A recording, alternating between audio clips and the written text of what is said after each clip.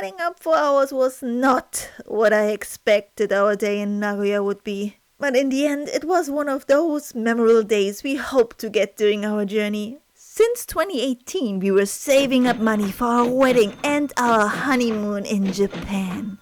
We planned everything for April 2020, but then Corona took over the world. And it changed everything. We still got married, but no party or honeymoon. And Japan was closing its borders for a long time. So we postponed our journey again and again and again. And I admit I was ugly crying at least 2 times. Because I always dreamed of going on a honeymoon traveling adventure. But then, in October 2022, Japan officially opened its borders again and we could finally start planning and fly over to Japan for our 3 months honeymoon. And if you like, you can follow us through our 3 months journey through Japan. This is part 11. Until now, we walked all the way from our Airbnb and it's the first time that we take the subway in Nagoya. But it's very easy to navigate, no comparison to Tokyo, with Shinjuku being the worst. This is a maze. This here was a breeze! When we got out of the station, we found a group doing an outdoor music lesson there in the street.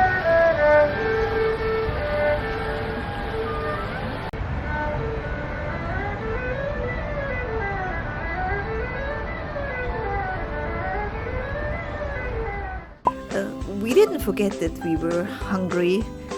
We only got distracted by other stuff. Being on the train, we did some research where to eat at, and of course we wanted to go for a Nagoya specialty. We found a store more or less near the shrine we were heading to, Miya Kishimen. They were not only offering kishimen, a noodle very similar to udon, but a little bit flattened. They also had miso katsu on the side in their course menu. 2 Nagoya specialties in 1 meal. Playing Pokémon Go while waiting for our food. We have to mark our territory.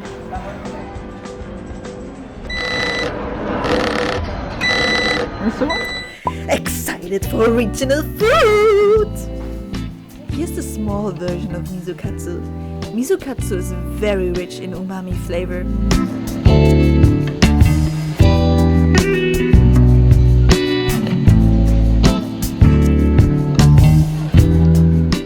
And then the kishimen. You can spot the flat but thick noodles in there. The broth was also very light. Most of the ingredients reminded me of kitsune udon, my favorite udon dish.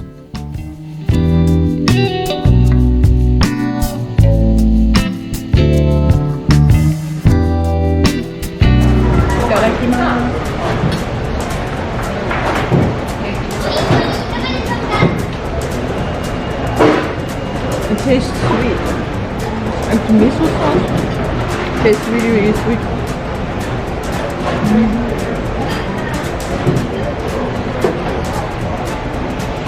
It's fine.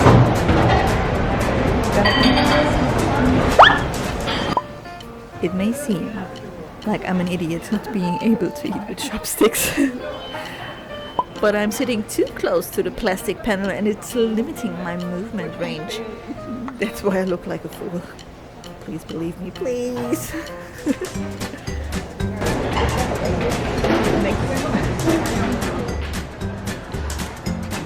After more space, I was doing okay again. Phew. Can-Do is one of the other 100 yen store franchise. There's not only Daiso, and stores like this always pull us in. You never know what you'll find. And on our way out of the mall, we saw strawberries being sold again. Yes, I don't get over the fact it's a winter fruit here. That's why I mention it in 3 videos already. Then, on our way to the shrine, an older woman wanted to hand us some pamphlet, and my husband used one of the sentences I taught him in Japanese. Yomenai. That means, I can't read. She first looked at him without any expression. But slowly her face changed to a very big smile and she laughed like, "Ah, you got me there. Foreigners and kanji. Tale all this time." On the way to the shrine, we saw other trees, which are starting to blossom. I got into NPC mode and did what all the other people were doing around me.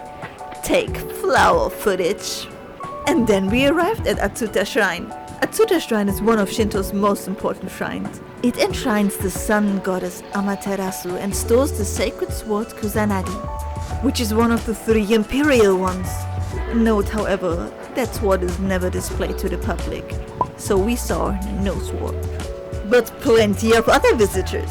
A lot of people were standing in line to buy some omamori, but my attention focused more on those trees. Those 3 branches had a very nice shape.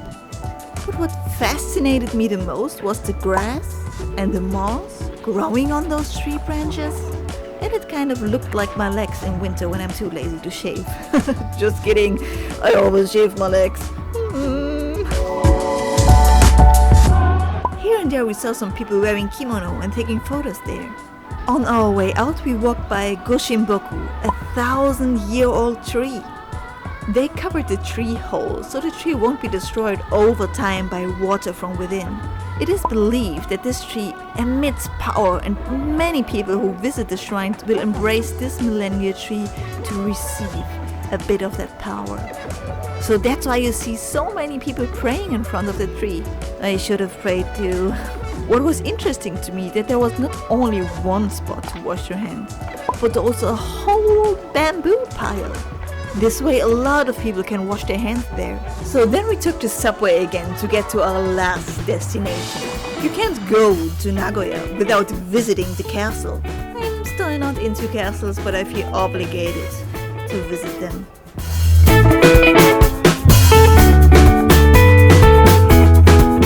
We found a cool drinking water fountain in form of one of Nagoya's symbols, the golden fish. It's not for washing hands, but you can fill in your water here.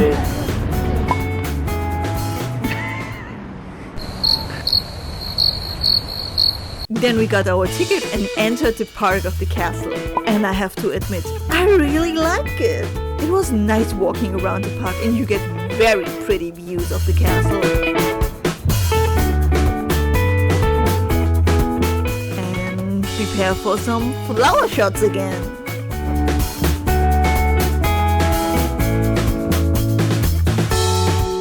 From all, and I mean all. I live in Europe, don't forget that. The castles I've seen in my life, Nagoya is one that I actually would recommend going to. Can you see the golden fish on top of the roof? That's the best way I was able to catch them. And then we headed back to Nagoya station where our Airbnb was at.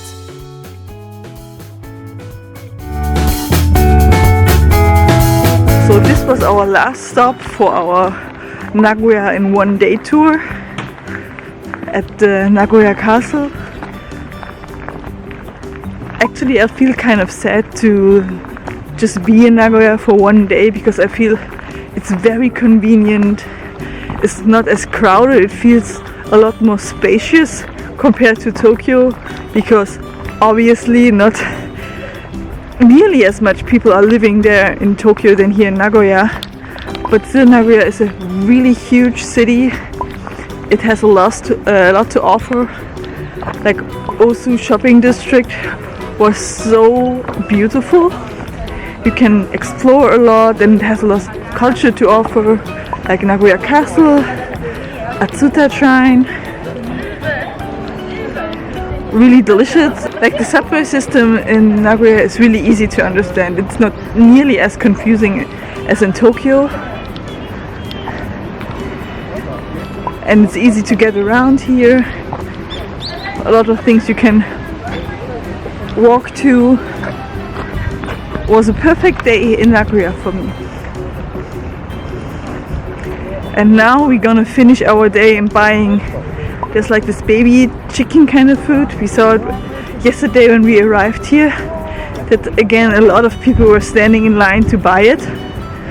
And then one thing that we wanted to try out was also going to Starbucks and drink the sakura drinks that they offer this season. And also we go to the mall near Nagoya station.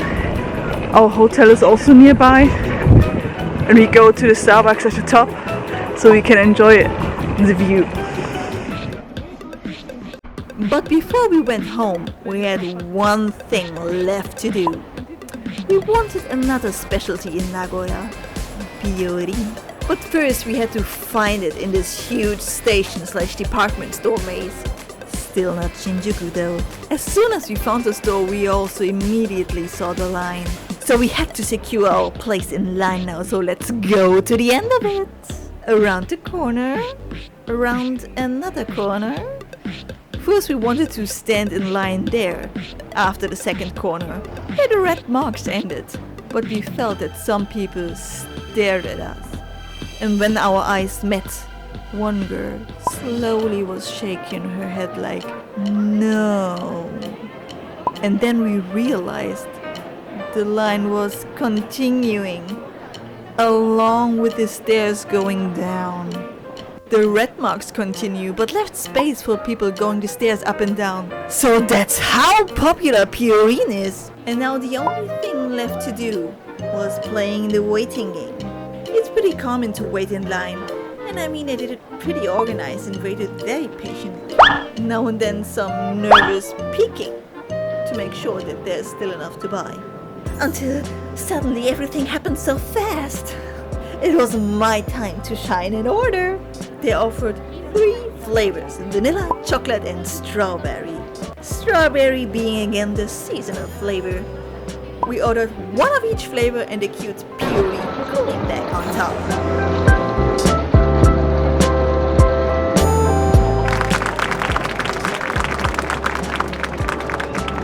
One of the last things we did was going up to Starbucks, because this one had a great view over Nagoya, and they already sold their sakura flavored drinks. I normally don't go to Starbucks, but when I do, it's in Japan. We were able to pull some seats with the view.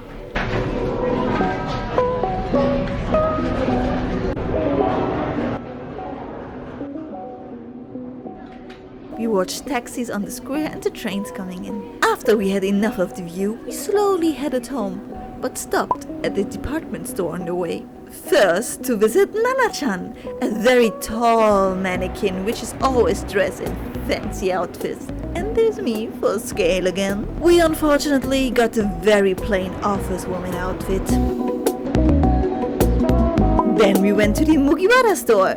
It's so much better compared to Tokyo. Space to move and none of the goods were sold out.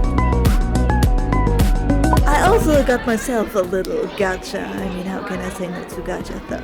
A cute little honey bear series caught my eye. One of those series where you can't go wrong because every option is awesome. I thought I got the main one, but you see later that I was wrong. So we headed home.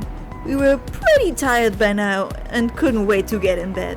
At our door was a surprise waiting for us. So I took a shower and had the shampoo bottle in my hand, but because it was very slippery, I dropped it and it broke. So we messaged the Airbnb like, we're so sorry we broke there, we can buy a new one. And they were only like, oh, it's okay. And now they gave us a new shampoo bottle. They also thanked us for our stay and put some coffee in there. What in the service industry is this? I'm not used to that. And now, haul time! A sitting gacha apple, a gacha pigeon, the gacha honey bear, Piyorin keychain, Starbucks Nagoya mug, Cookie Monster hairband, squirrel garden pig, aluminum foil with Shiba print. And now for Nagoya's cutest specialty, Piyorin taste test time! Again with an ice pack to keep the pudding cold and space holders to hold everything in place. The keychain had roughly the same size like the original. Let's start with chocolate. They look really cute when I looked it up while I was standing in line, just to make sure that it's worth the wait. I was looking up because they looked like maybe marshmallow or something to me, and I didn't want to wait for marshmallows, but pudding is a huge thing here. That's why we had Fuji pudding too. So maybe after the trip we are going to be pudding experts. So let's cut this in half so we can see what's inside. Oh, okay, like in the inside there's pudding, like the center is like, yeah, just pudding. The outside is a little bit more fluffy and coated in something. I dropped a peak. I think it's gonna be just like chocolate.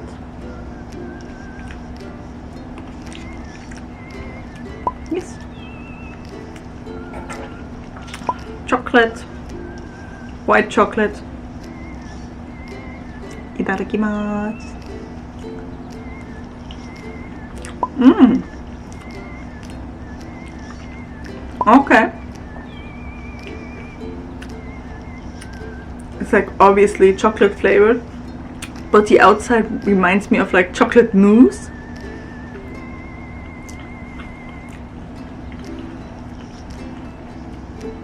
Yeah, and the center is like that kind of pudding that you see really often in Japan. And then it's like coated in really fluffy, I'm not sure if you say dough, like bread, really fluffy bread. You can see there's like this fluffy cake bottom, and the outside is also using this cake to make it look more fluffy. It's definitely worth it. But make sure it was just like happened randomly that we were there at 5 p.m. Just go there a little bit more early because people are lining up like crazy in Japan. Which is normal, it's a Japan experience. Next one is the seasonal flavor strawberry.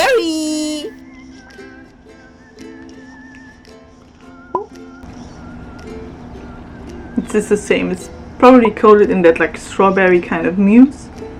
Then the pudding center.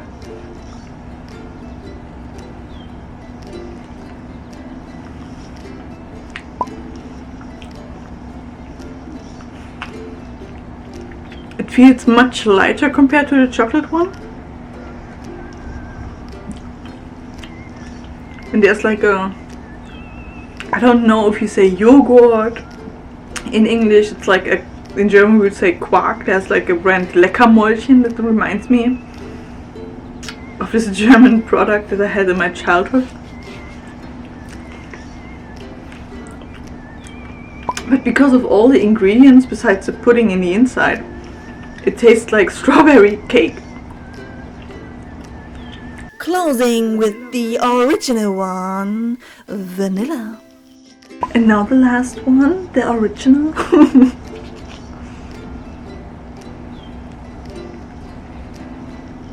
Also cut it in half. You can see the pudding core. Itadakimasu.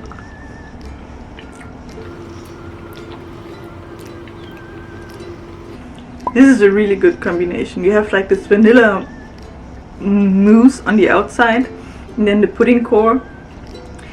It's not as powerful in flavor like the chocolate one and the strawberry one, but I like vanilla and I can see why it is so popular in Nagoya. First, obviously it looks really cute. Everything is handmade and the taste is really nice. It's a nice gift. Just have it like a day trip to Nagoya. I mean, you want to bring some omiyage to your friends. Yeah. But the vanilla one, like the original, is my favorite. Then the chocolate one. And yeah, the strawberry one is like, it's okay. I'm happy that I tried it, but probably there are different flavors that are in season that I would prefer. So if you happen to be in Nagoya, not in winter time, let me know what kind of flavor you got before I throw it away. The Piyorin is also printed on the bottom. Cute. Thank you for watching.